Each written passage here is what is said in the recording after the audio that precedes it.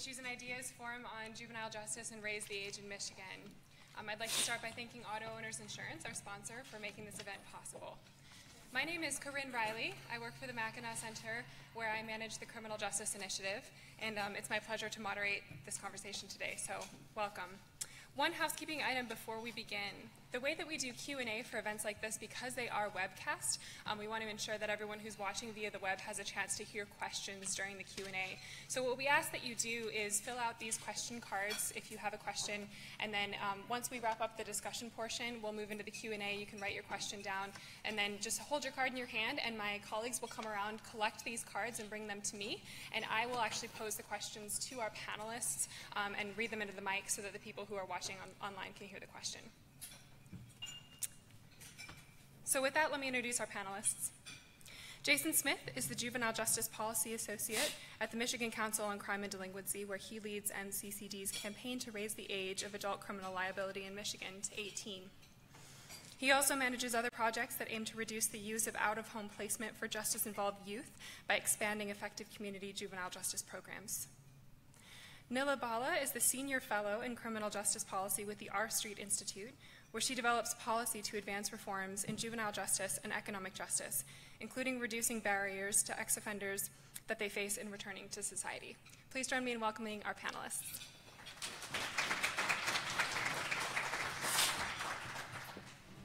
So Nila, I'd like to start with you. Can you talk about who the R Street Institute is and why you guys got involved in criminal justice?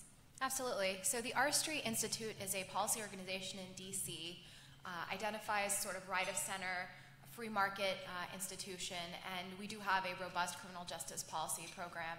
And juvenile justice has always been an interest for us in terms of the reforms that we wish to enact. We found that whether people are identifying as liberals, conservatives, or libertarians, often good policy ends up being good policy. And so we're really excited to be here and to be talking about Raise the Age.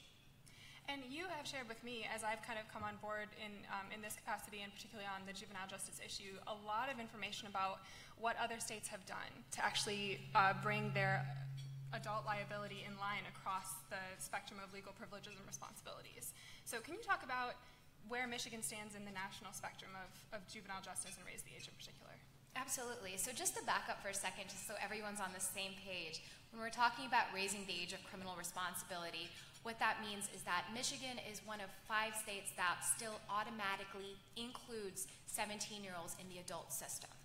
So that's what raising the age of criminal responsibility means. So 45 states, as well as the District of Columbia, at various points in the last couple decades have decided 17-year-olds really belong in the adult system. In the juvenile system. And we're not talking about judicial discretion in those cases where a 16 or 17-year-old might most appropriately be served by the adult system, maybe a particularly serious offense or a particularly criminally responsible or mature individual. We're talking about the automatic inclusion of all 17-year-olds in the adult system, whether it's shoplifting, smoking a joint of marijuana, jumping a turnstile, no matter what. In this state, they're in the adult system. And there's only 5 states left. There's Michigan, Missouri, Wisconsin, Georgia, and Texas, who still automatically prosecute 17-year-olds as adults. Yeah, that's great. So can you talk about some of the larger differences, and I know Jason is kind of our local subject matter expert, but why it's so important that 17-year-olds have access to juvenile justice? It's important for a lot of reasons. So there's sort of 2 pieces to it, and one is thinking about whether 17-year-olds are more like juveniles or more like adults. And I wanted to, since I was a human biology major in college, kind of talk about the science for a second, because at this point in history, more than ever, we have the neuroscience and we have the research to kind of tell us about what adolescent brains look like. And so if you take your hand, unless you're eating, and that's okay, and you make a fist and you put your thumb on the inside, that's actually a pretty decent model of what the human brain looks like. So your wrist and this area going down would be your spinal column and your brain stem, and then this would be the actual brain. And so there's 2 parts of the brain that we really want to think about when we're looking at adolescent decision making. The first is the limbic system, which if you opened up your hand would be kind of where your thumb is on the inside. So it's a pretty deep part of your brain. And it's working fine in 17-year-olds. It's working pretty well in adolescents. It's the emotional center of the brain. So it's what controls the fear response and what creates the fight or flight response, the emotions that make us and motivate us to do things. 17-year-olds, they have that. It's the accelerator of the brain. But then we also have the brakes of the brain, and that's the prefrontal cortex. So on your wrist, that would be kind of the front, the area right behind your forehead. And that's not so well developed in 17-year-olds. And it looks a lot more like their teenage counterparts, their 13, 14, 15, 16-year-old counterparts, than it does like a brain of someone in their early to mid-20s. And that's where we see that development actually happen. And the reason why that's so important is because it's the prefrontal cortex that actually helps people make rational decisions, control their impulses, and calm down and make the right choices. And so what we see is that kids tend to grow out of those kind of foolish and crazy things that you and I probably did when we were young. I mean, if you think back to when you were 17, you probably did something that was foolish or maybe even dangerous, and you're probably really glad that you got a second chance and that you aren't forever kind of known by that one thing you did. And that's because people have the capacity to change. What we find with youth of that age, that 17-year-old, 16-year-old, 18-year-old age, that group, they are so resilient, they're so pliable, and with the right interventions, with the right programming, they end up doing really well. And the adult system is just really not, it's not prepared, it's not ready, it's not appropriate for kids of that age. It doesn't have the programming that they need to actually get them back in the world as successful adults. So just hearing this conversation going, some people might be a little surprised to hear that our Street Institute and the Mackinac Center are actually advocating these reforms. Can you talk about why this should matter to conservatives? Absolutely. So if you are a true conservative and you're building your philosophy on perhaps, let's say, 3 pillars of compassion, public safety, and controlled government spending, then the right answer would be to raise the age of criminal responsibility. If we're talking about it from a compassion perspective, youth who are in the juvenile justice system just do significantly better, and they end up with far less of a risk of physical, sexual, and mental abuse. Youth who are in adult facilities are actually 36 times more likely to commit suicide.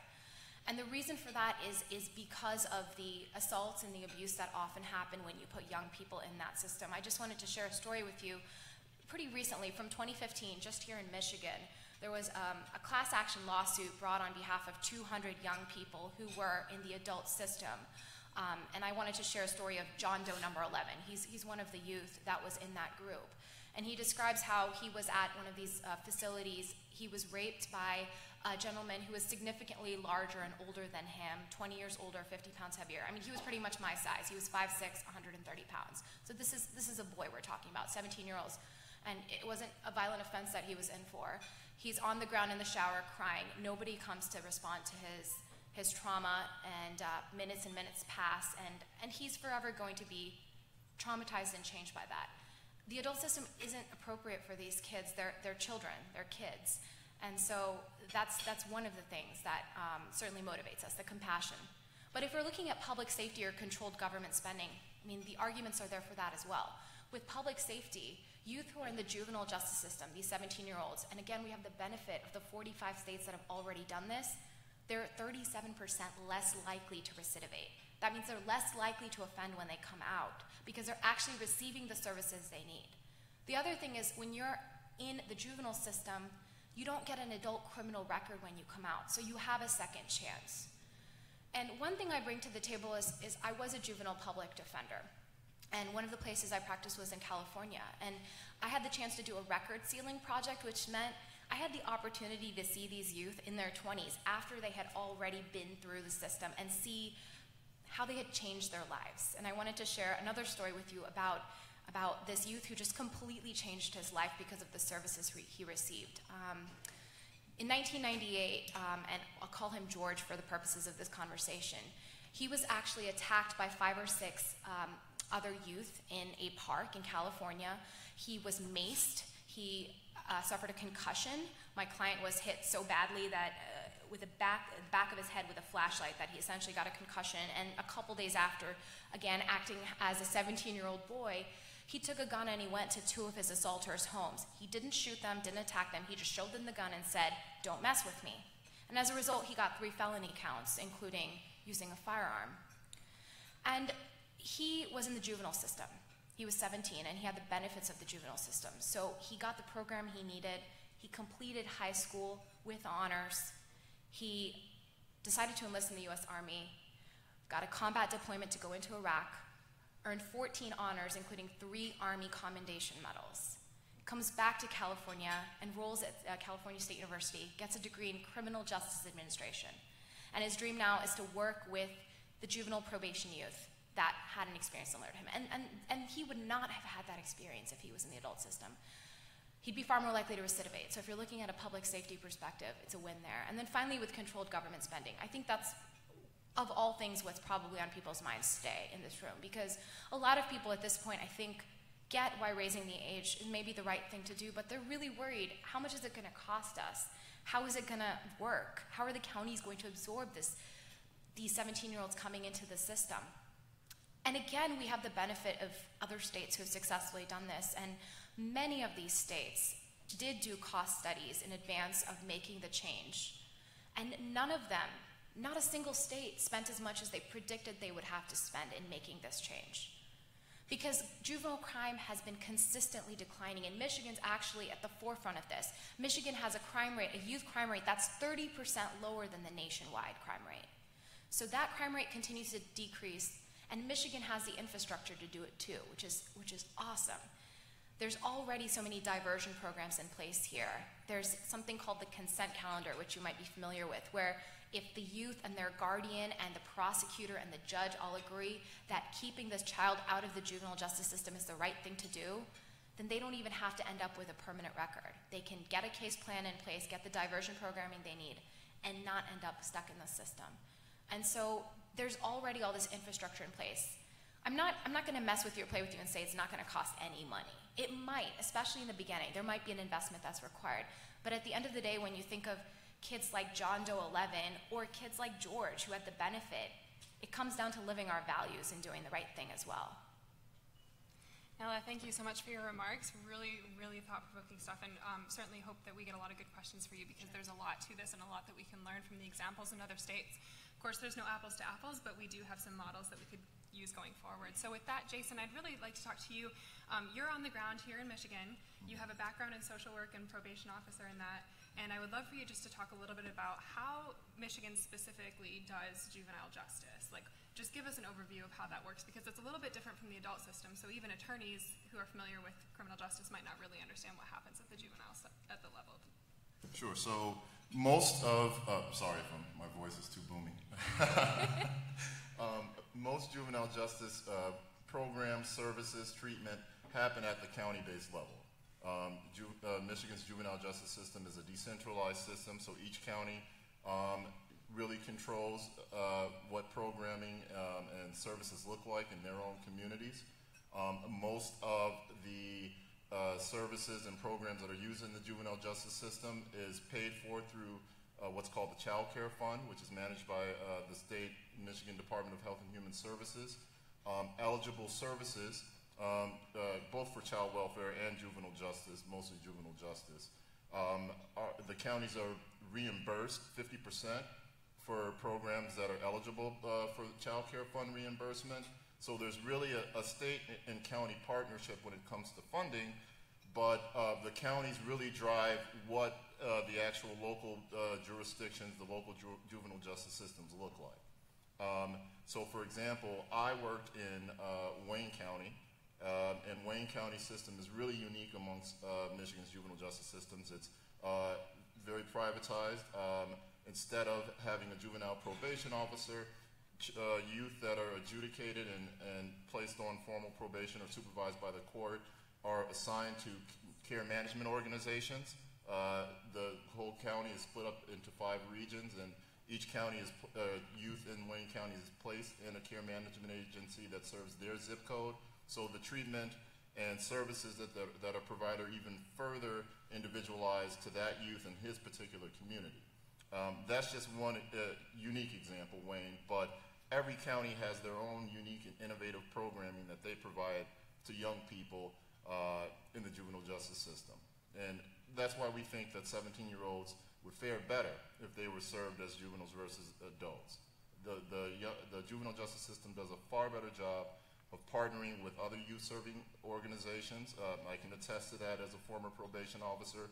I had a strong relationship with community mental health that treat 17-year-olds and their children's services agencies.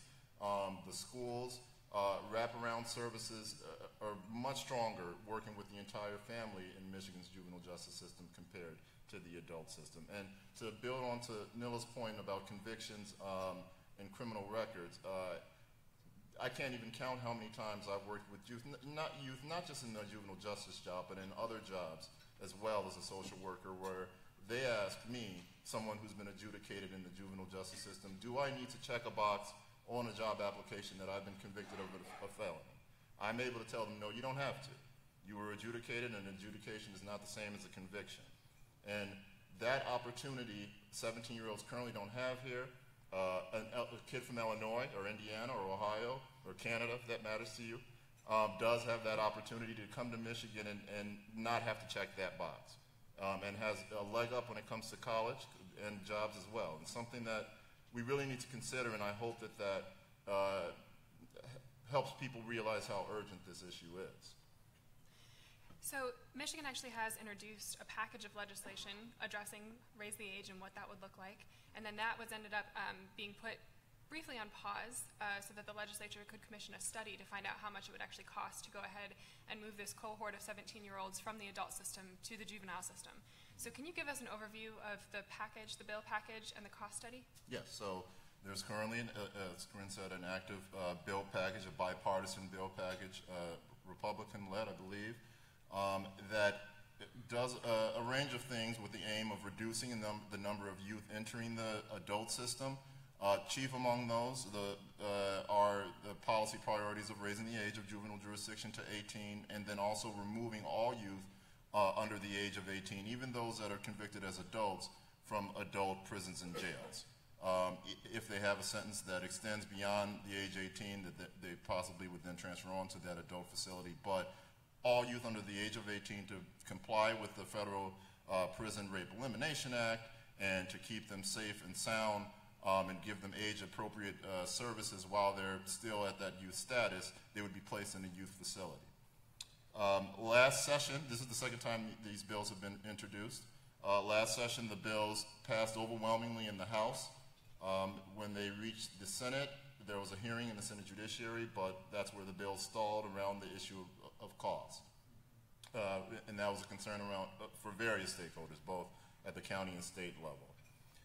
The bills, around the time that the bills passed the House, that's when the funds were appropriated for the legislative cost study, and that's really defined the timeline of moving the bills this session. Everyone has been waiting for the results of the legislative cost study. We're hopeful that there will be a vote on approving that cost study next month, and once we have the numbers finalized, people can move the discussion beyond how much it will cost to how we will pay for it and what exactly implementation will look like.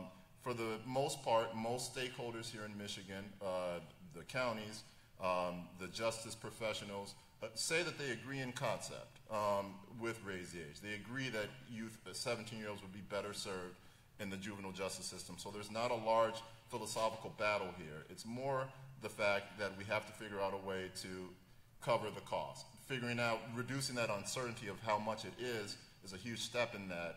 Now we need to figure out how to make it happen, how to pay for it. And we're hoping that we'll get to that point. There's a separate funding work group co-chaired by Representative Martin Harlech, who's here today, and the president of the Michigan Probate Judges, Judge Doreen Allen, that separate from the legislative work, the Criminal Justice Policy Commission that's working on the cost study, is looking at what that funding mechanism will be. We're hoping that having this cost study finally done will allow that work group to reconvene soon and nail down what that mechanism will be so that we can move the legislation forward.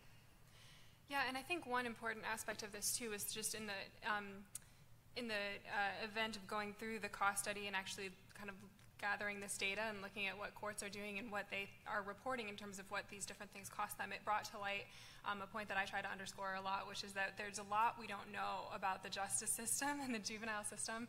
So do you predict that this conversation will help maybe reinforce the need for better reporting and better information about what's going on? Yep, I absolutely do. I think that, like other states, Michigan can use Raise the Age as the opportunity to make larger reforms to their systems.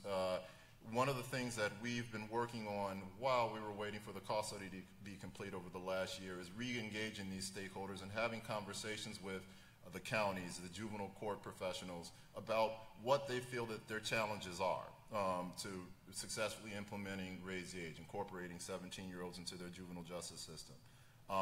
There are some concerns that are related to older youth, making sure that they have programming that more aligns with the needs of a 17-year-old, maybe vocational training, high school completion programs, things like that. But a lot of the other concerns that I've heard from folks are really long-standing historical concerns with the way that the juvenile justice system works. The issue with access to quality data to look at outcomes, to inform policy and practice, the use of evidence-based risk assessments to drive treatment planning, and to make sure that the level of service that a youth receives is based on their level of need. The intensity is based on their level of need. This is a really great opportunity to work on those changes in tandem with bringing 17-year-olds into the adult system, into the juvenile system, excuse me. So at this time, I want to go ahead and open the floor for questions. And as I mentioned at the beginning, there's question cards in the middle of every table, so please write your question down. And then just if you hold it in your hand, I'm going to have my colleagues circulate and collect these cards. They'll bring them to me, and I'll ask the questions. So one of the things that I did want to touch on, too, as we get the Q&A rolling here, is that we didn't really talk about the waiver program. And I know the bottom line for a lot of people when it comes to criminal justice issues is safety, and wanting to know that when a truly reprehensible act occurs, no matter how old the perpetrator is, that the justice is really served appropriately. So these bills would not prevent a prosecutor or a judge from bringing even a younger person into the adult system if that was appropriate, correct? Correct.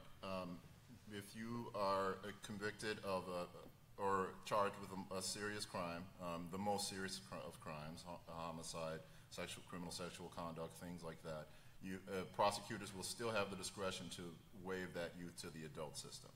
We are advocating that when a kid is under the age of 18 for their protection, for if as much as possible and feasible that they are placed in a youth serving facility, but they would still be waived to the adult system and end up likely with an adult conviction if prosecuted.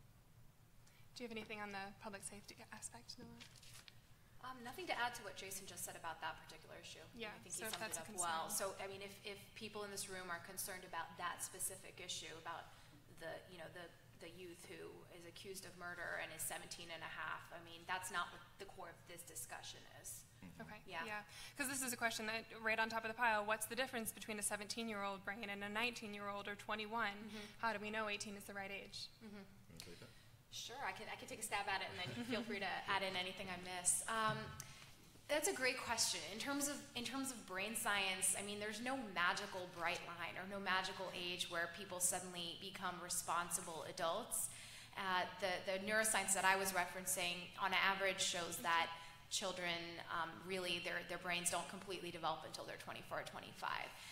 But at the end of the day, we have to put a line somewhere, and 18 is where a lot of the rights and responsibilities associated with adulthood do kick in. It's when you can buy a cigarette, buy a lottery ticket, you have the right to own property, you get to vote. I mean, a lot of the things that generally as a society we associate with adulthood come at that age. It's also the age when many children graduate from high school. It's the age when people become more independent. Not completely. I'm not saying all of the sort of safeguards and help of the family follow again magically at 18. That's not the case. But it's a step in the right direction. And of course, there are states who are considering raising the age even more. And that's not what we're looking at today on the table. We're just looking at including a group of youth who, for all intents and purposes in society, when we're talking about any other right or responsibility, are not considered adults.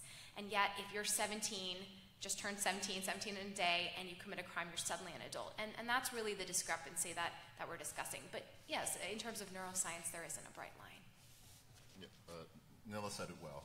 I would just add that a clear example of that is the child welfare system. A 17-year-old is considered a youth still in the child welfare system. Their parents could be charged with abuse and neglect to a certain extent in the child welfare system.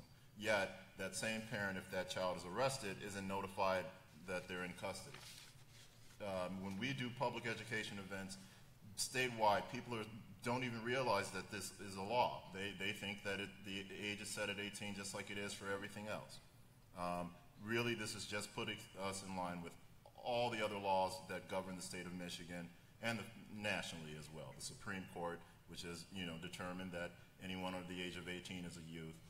This is just putting us on proper standing with what is now the national standard in how young people are treated who come in contact with the justice system. Jason, how many youth are currently in the adult criminal justice system, and how many youth are anticipated to enter the system every year? Do you know? Yeah, so that's tricky. Getting that data has been really difficult, and I appreciate the work that the researchers that are part of the Criminal Justice Policy Commission's cost study, the work that they've done to try to figure that out. I can tell you that generally in the youth prison, so 17-year-olds, all youth under the age of 18 that are in adult prisons are kept sight and sound separated from the rest of the adults. And so we had a pretty good idea of how many 17-year-olds or just youth in general under the age of 18 are in adult prisons. It usually hovers around between 80 and 100. Jails, that's harder to figure out. We know that around 12,000 or so 17-year-olds are arrested every year, and that number has been declining each year. I don't want to give too much of a lead on what the cost study will say, but they anticipate, the researchers, that there may be around 2,500 17-year-olds that would enter the juvenile justice system. If you take into account cases that are dismissed, cases that are diverted, which, like Nilla mentioned, happens much more often in the juvenile justice system than the adult side. And again, this question really raises that aspect of the dearth of data and actually knowing how many kids there are. And, a question that came up with other stakeholders, the accountability, right? We're spending all this taxpayer money without really knowing, in many cases, where the kids are, how many there are. So, again, just something to kind of keep in mind moving forward on this. Nilla, here's one for you. How can including 17-year-olds in the juvenile system help those kids re-enter society after detention? Bunch of different ways. So one thing that's going to be different about being in the juvenile justice system is, like Jason was alluding to, there's just much more prevalence of wraparound services, which include educational programming, mental health treatment that's actually geared towards adolescents, as well as vocational and job skills that, again, is geared towards that age group. The focus of the juvenile justice system is fundamentally different from the adult system. At the outset, most statutes in most states actually have made clear that the goal is rehabilitation. And so when that is the central goal, a lot of the programming and a lot of the thought process even is in line with that goal. And then the other thing I wanted to touch on is all the collateral consequences that come with having an adult criminal record. So the benefits of being in the juvenile justice system don't stop when you exit the juvenile justice system. The huge benefit that, again, Jason mentioned is you're not convicted of something. It's an adjudication, and there's a huge difference when you're filling out job applications. When you're in the adult system and you come out with a conviction, that can actually prevent your ability to get student loans. It can prevent your ability to get housing, employment. It has all of these trickle-down effects. And when you are in the juvenile justice system, to some extent, you are protected from some of those and most of those collateral consequences. And just looking at education is one example. There was a recent study completed by the RAND Corporation that showed that every dollar that we invest in youth who are in the juvenile justice system actually creates a $5 benefit. So it's hugely beneficial when these youth are able to get the education and the programming that they need in the juvenile justice system instead of being in the adult system where they don't have the infrastructure and the support. The goals are just different, and everything is driven by that difference in goals. Well, and almost just to push back on that idea, just to play devil's advocate for a minute, right? I mean, what about the kids for whom that isn't true, right? Even if it's 30% more successful, there's still a lot of kids for whom it will not be successful. They'll enter the system, they'll receive these substantially more expensive services. I mean, substantially more expensive. And what happens when it doesn't work? Right. I mean, the idea is to give youth as much as possible the benefit of the doubt and to give them the programming and the chance to change. And sometimes you won't see the benefits right away as well. Sometimes it might take a few years for them to, I don't know, for lack of a better term, get their act together and understand the opportunity they've been given. And again, I'm just speaking from my experience of seeing these youth in their 20s and watching sort of how their life had unfolded from their juvenile justice involvement. And everything didn't magically occur as soon as they exited the juvenile justice system. But for the majority of these youth, I would say, if you look at it even from a statistical standpoint, at the age crime curve, which is just in Western nations, they've actually studied the way crime goes up in late adolescence, early adulthood, and then pretty much drops. And that's across the board. And so are there going to be exceptions or aberrations to that? Are there going to be youth who continue a life of crime? Absolutely. I'm not saying that just by putting a child in the juvenile justice system, you're guaranteeing that they're going to be successful, but you're actually giving them a shot. And I think that's a shot worth taking, because most of these youth, and again, I speak from my experience of seeing them and the aftermath of how successful they were really able to change their lives and turn things around. I also wanted to point out that the youth we're talking about, so the Michigan 17-year-old youth we're talking about, 2/3 of them are there for nonviolent offenses. And most of them are there for the first time. They're first-time offenders. So we're not talking about these chronic, serious, violent offenders for the most part. When we're talking about this bill, we're generally talking about people who, again, have made a usually one-time foolish, dangerous, stupid mistake. And those are the kids generally who are going to learn even just from being involved or even going into the courtroom that this was a mistake. And if given the right tools and given a chance to have a fresh start when they come out, are probably going to succeed. Could I have one point to this? Yeah, I was actually going to ask, because you mentioned, your experience as a probation officer and doing social work and that, and I think, age isn't the only thing that takes into consideration what happens when kids make mistakes. So, I mean, yeah, whatever you want to add to that. But. Just to the point about reentering society after being in detention, another key point about the juvenile justice system is that because it recognizes a 17-year-old youth as being a child, they understand that young person is a part of their family unit. And so there's much more of a stronger emphasis in trying to include the family, engaging the family, siblings, other loved ones in the treatment and rehabilitation of that youth than that occurs on the adult side. Not to say that it doesn't happen at all on the adult side, and I know that they're making more strides to engage families to support people reentering society. But for a young person who, for most cases, have never lived independently, most of them have never had a job, still rely heavily on their family, still rely heavily on their parents, and that's essential that they're a part of their treatment and anything that happens is a part of their court case. So that's a key element that's missing for 17-year-olds right now in Michigan, and they would benefit from and would help them to successfully reenter society after coming home from detention or a long-term residential placement. And what's incredible about that is the therapeutic model that Jason's referring to, which often one model is called multisystemic family therapy.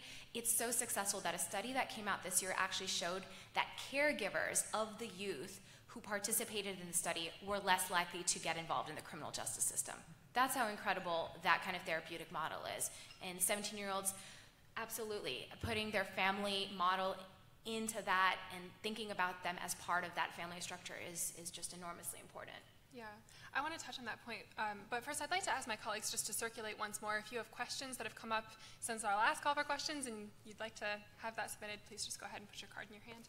So I know we're here primarily to talk about the bills and to talk about the cost study, but I think so much of this of criminology really talks about some of the societal factors that go into what might cause someone to offend. And I mean, I'd love your insight on what can we as a society do in the private sector to support youth and support families who might become justice involved?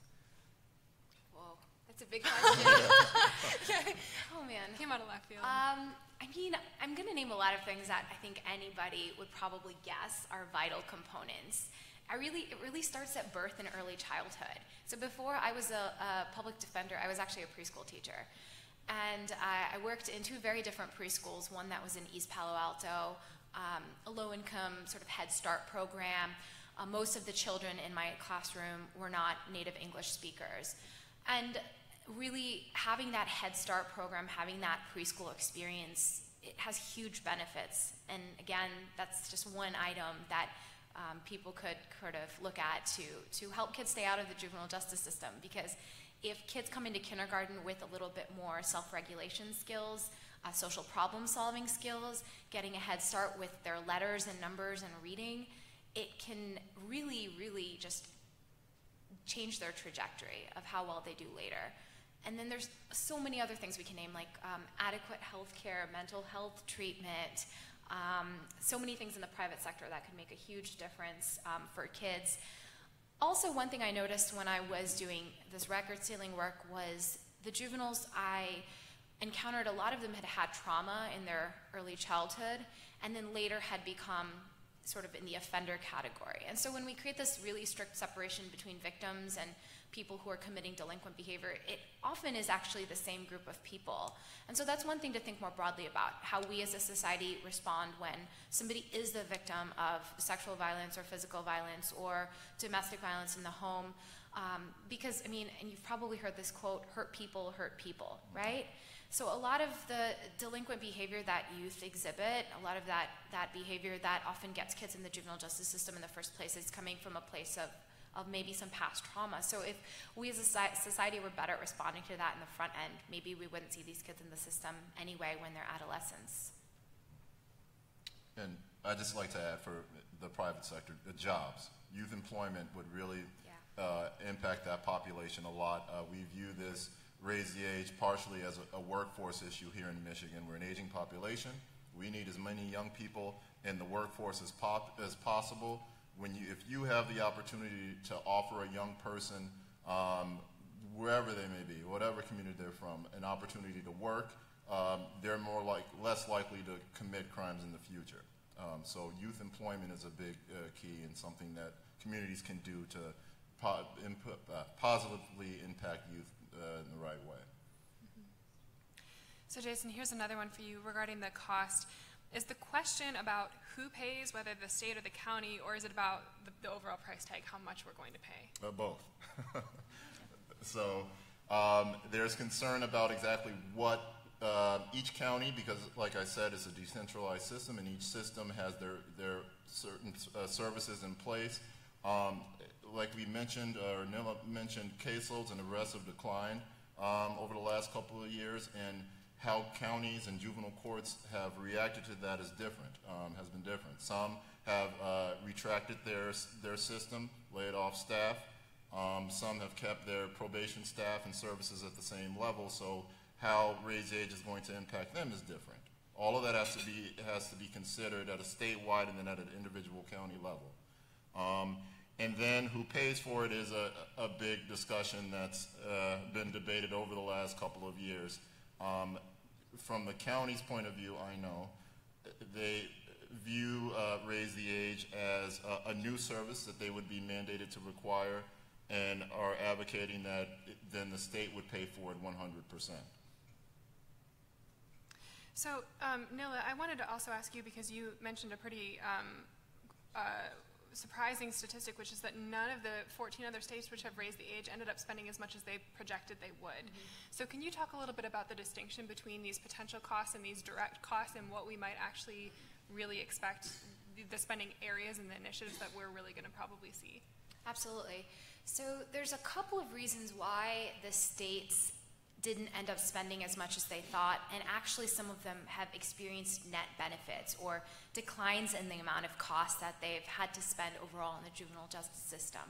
So there's a couple of reasons why I think these cost studies are difficult in terms of approximating the real cost. They're ultimately, they have to make certain assumptions, and those assumptions are sort of a worst case scenario basis. So not really accounting for the declines or for the opportunities of diversion, certainly not accounting for the fact that recidivism is going to go down as soon as you keep these youth in the juvenile justice system.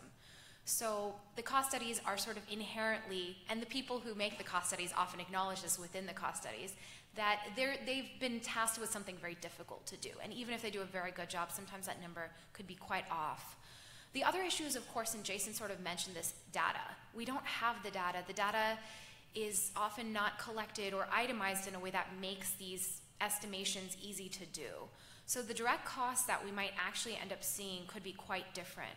And they don't take into account all the other reforms that are happening in these states. I mean, that's one of the biggest reasons why these 7 or 8 states that I mentioned that have changed their laws in the last decade and have sort of looked back now and said, well, were we right about our cost studies? And they all said, well, no, these cost studies were way off, they were too high. And a lot of them remarked it's because of different diversion programming that was instituted at the same time as the raise the age legislation, or in cases like Michigan, has already been starting even before the legislation has passed. Some states sort of did it at the same time. They raised the age and they started closing down their youth prisons and doing more diversion. And so they did see the declines over time, even though, again, initially there might have been some reallocation involved, just to divert some funds to make that community-based alternative programming more robust and ready to look at the numbers of 17-year-olds who would be coming into the system. Yeah. Well, and I think, too, just in terms of getting down to brass tacks, I think I'm right in saying that it's about $38,000 or $40,000 per adult per year to detain them in a state prison. And to detain a youth is probably more than double that. Is that right? But, of course, the difference being there that, you know, there's really no alternative for adults. You pay a fine, you serve time in prison. We are starting to see more problem-solving courts, lots of problem-solving courts that can do diversion and things, which is really taking off in this state to great success. But there's a much broader focus on services and flexibility in the youth system. So that's why I say it's a little bit difficult to compare apples to apples. Do you want to say something about that? And just to add that, it is more costly, but youth are less likely to be put in placement. Nowadays, counties in the state have shifted away from using residential placement as a primary use for sanction for young people. The treatment and the rehabilitative services in those residential treatment facilities are more age and developmentally appropriate for young people when they do go.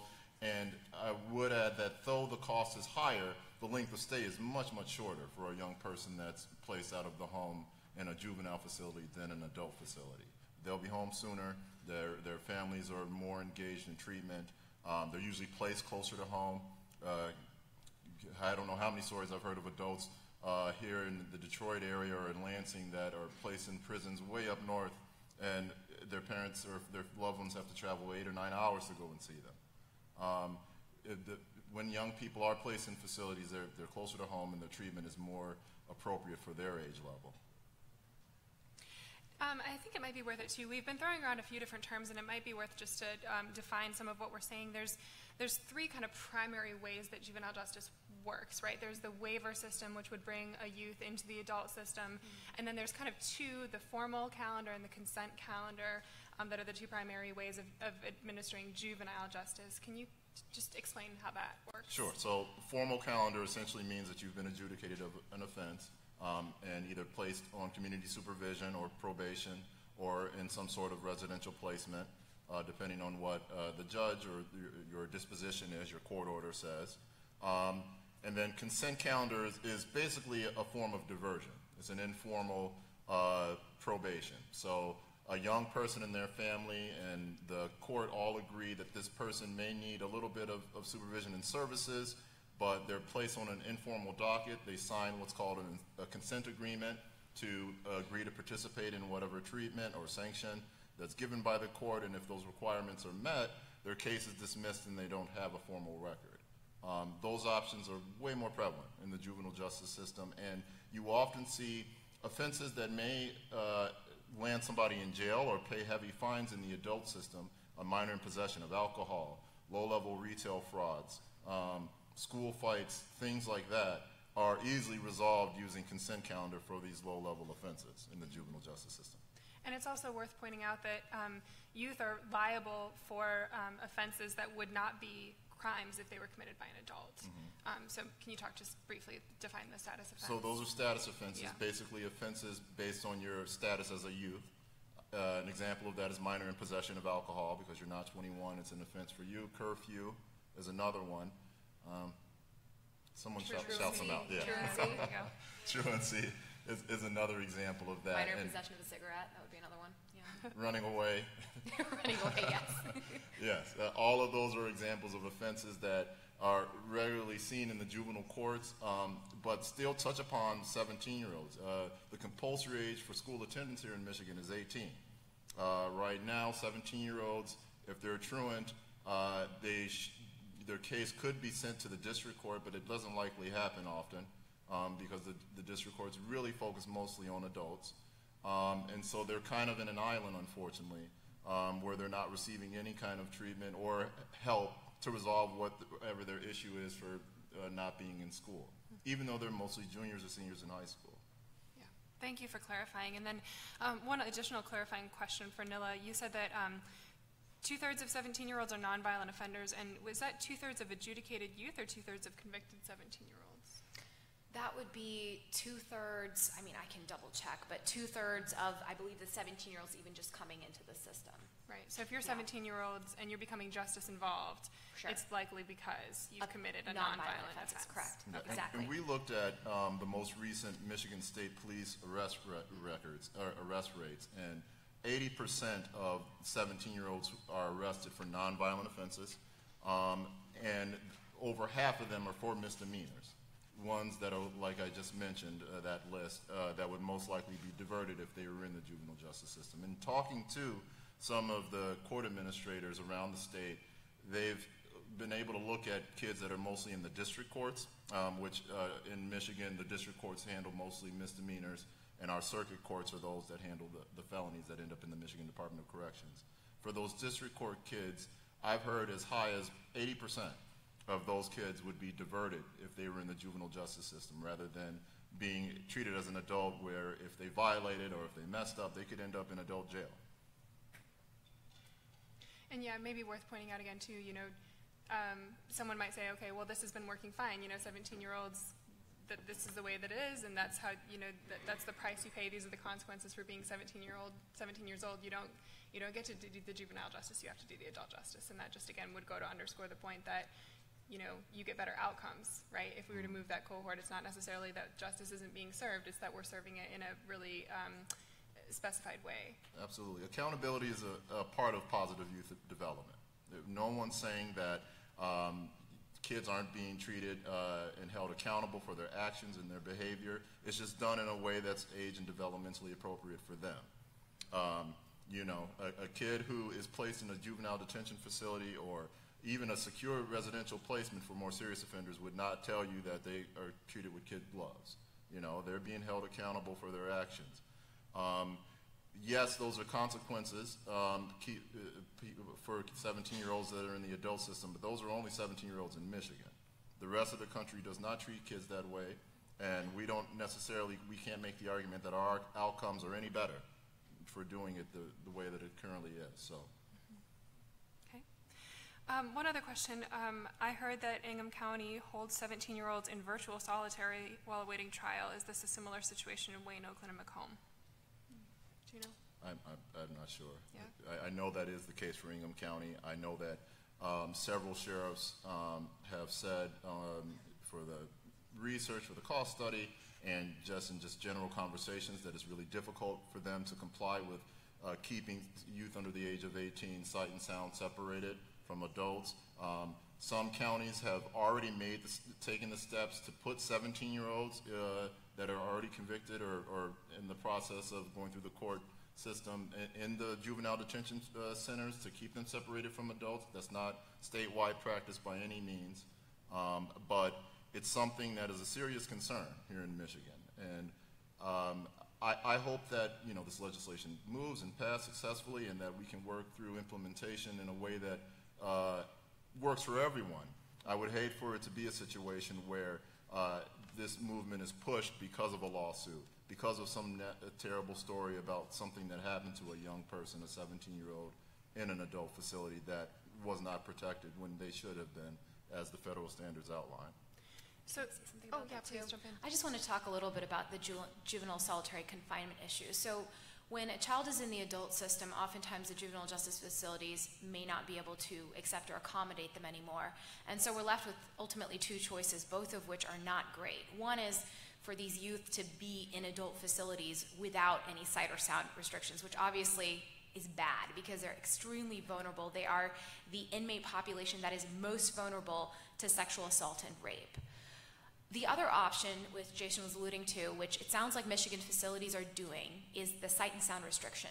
But ultimately what that ends up meaning is that kids are in solitary confinement, which is terrible, terrible for youth. It's terrible for everyone, but it's especially bad when you're a child because your sense of time is different, and your sense of the fact that this is a short-term thing that will probably end, you don't have that time span as much, and so it really, really causes incredible amounts of mental trauma. And that's why that suicide rate is so much higher with adult facilities. I mean, you can imagine being in a locked cell 22 to 23 hours a day without natural light, without contact with peers, and education also suffers when children are in these in this situation, because they do have to remain isolated for their own safety because of those sight and sound restrictions that are outlined in the JJDPA, the Juvenile Justice Delinquency Prevention Act, which is federal legislation. So in order to comply with that, they have to be isolated through these sight and sound restrictions. But the problem with that is that they don't get to participate in the educational programming or the mental health programming or anything that they should have access to. I've had kids report that they basically get some worksheets. They can't even have a pen or pencil because that's a safety risk, and that's their education for the day. And so if we change the law to include these 17-year-olds in the juvenile justice system, then we wouldn't have to deal with this. Well, do we put them with the adults? Do we isolate them? How do we deal with this? And that's a huge benefit that we would also have in passing this legislation. Yeah. And I think it's worth maybe even just backing up and asking the question, too, for those who don't know, what happens when a 17-year-old is arrested, and how would that change if raise the age were implemented?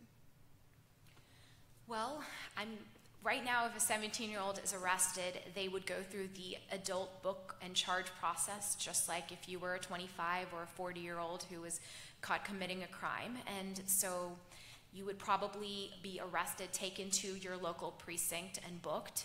The police would probably write up an incident report, and you would have a hearing in front of a commissioner or a judge about bail. There would be a date set for motions or trial, and you would probably be in a courtroom, an adult courtroom with a bunch of other adults. If you were detained prior to trial because you couldn't make your bail or because you were considered a flight risk, then you would again probably be in an adult jail where they might be able to do sight and sound restrictions. You might have contact. You might end up isolated. You might be in a juvenile justice facility if it's one of those counties that has that policy in place, but it's hard to know without knowing specifically where you are. It probably is pretty dependent on the jurisdiction in the county. But I mean, at the end of the day, if you were a 17-year-old and we passed this law, you would be in the juvenile system, and your trajectory would be really different because of that. What would it look like?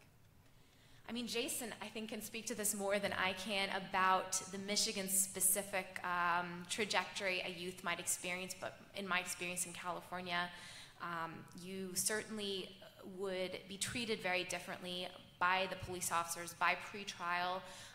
Your family would be in the loop. Absolutely. And that would make a huge difference. Well, and I think one of the things that raised immediately for me is that you would have a non-waivable right to an attorney, right? Like you wouldn't be able to be pressured to waive those rights or others. Right, your parents would be looped in, you'd be more likely to have communication with an attorney more quickly. And in many states, I mean, the juvenile public defenders or juvenile attorneys are different from the adult attorneys, and the way they practice might be different too.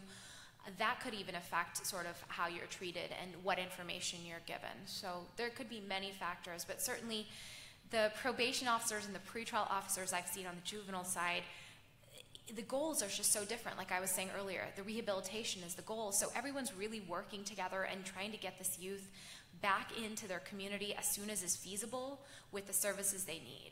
Yep, that's the key there. Is everyone's working together to get the young person back into the community as quickly and as safely as possible. There are plenty of examples of county juvenile facilities that have partnerships with the local intermediate school district to continue their education while they're there. If there's treatment options available, again, they're participating in youth-focused treatment with their peers. It's a total, I mean, I don't want to rose color it, but it is a totally different scenario than placing a young person in a facility where the adults that are housed there are much older than them. The staff are trained to work with inmates and prisoners that are much older than they are. It's just night and day difference, and most young people will be better for it if they were placed in a facility or in community-based programming, which the majority of them will be. that are more in line with their age and developmental phase. I would encourage everyone, if possible, to visit a juvenile facility and an adult facility. Some of these facilities are open to the public. You do need prior permission, and you need to let them know you're coming. But if you go in, you'll see the difference, like the aesthetic, the visual, the attitude of everybody, the protocol for getting in, the ability to talk to people, visitation process, the way the rooms are structured when visitation actually occurs, the environment, the paint on the wall. I mean, every little thing, you'll see differences if you actually go inside these facilities. I mean, I was in the Baltimore City jails almost every day, so I can tell you it's not nice, it's not pretty, and it's definitely not where I would want my child to end up. Even a 17-year-old, they shouldn't end up there. It's not the right place for them. Well, unfortunately, we're out of time, so we're going to have to leave it there. But I know with the cost study coming back in April, this is going to be front of mind for a lot of people in this room and around Lansing. So I hope this was helpful.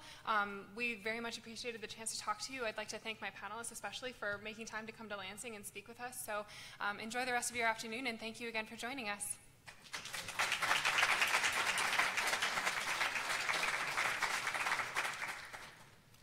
So if you guys want to stick around, people will